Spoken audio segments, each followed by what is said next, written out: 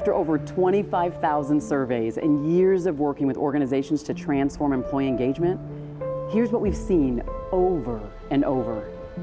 When you know how to listen, employees will tell you exactly what they need to bring their full selves to work.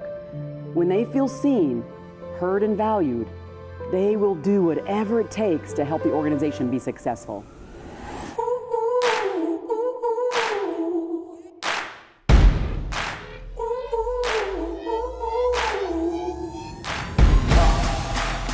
You can't reimagine a better workplace or move forward on a new project unless you recognize what's not being said inside your culture. So how do you feel when someone listens to you? And I mean really listens to you. When they take time out of their day to listen to your thoughts and your concerns and your ideas. It feels good to be heard, doesn't it? When we feel heard, we feel understood. We feel valued. We feel validated. So for the last several years, I have been on a mission to help organizations understand the impact of listening, and I mean really listening.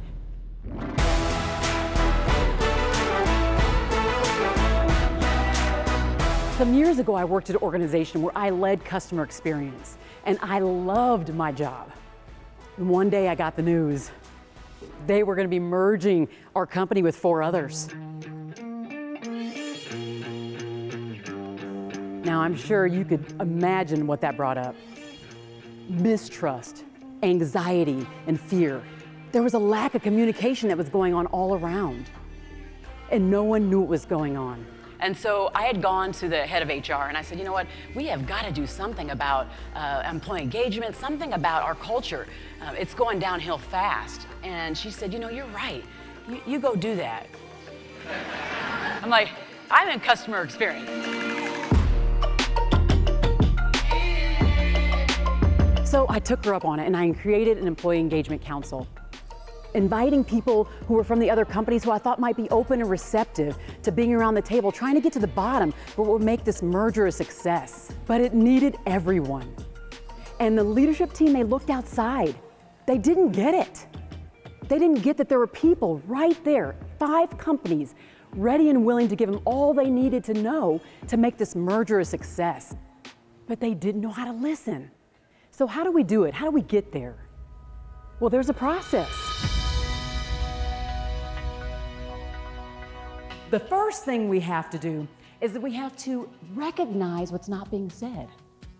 And that's, how do you do that? Well, you have to be kind of aware enough to say, I know there's something I don't know. And that's because probably people aren't safe enough or don't trust me enough to tell me what I should know. And I know that because I don't know it, there's a blind spot. That's a problem. So I need to acknowledge that first before I can even move on to listening, because listening is actively listening. It's seeking to understand. It's digging deep and removing my own lens, removing my filter to be able to step into your shoes and understand your filter.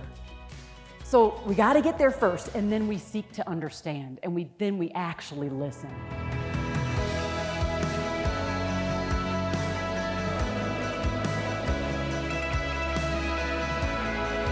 And when we're thinking about diversity, equity, inclusion, and belonging, and we're thinking about the things we can influence and we can control this. We can control how we seek to understand and how empathetic we are and the compassion we exhibit for people in their shoes. And we can decide to be courageous when it's necessary. We all agreed earlier that when we hear people's stories, we learn and we get better and we grow. It was eye-opening for me. Mm-hmm. Say thank you, Josh. It's the action behind the act of listening that makes our voices come to life, makes us realize we matter. And that action is the same thing as compassion.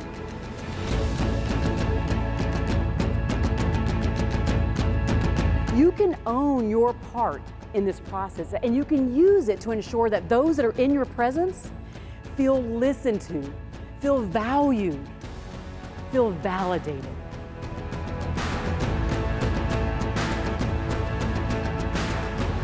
This is the future of work.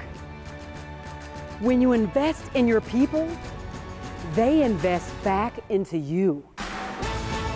They will tell you everything you need to know to be successful and to get the outcomes you're looking for. Let's get to listening.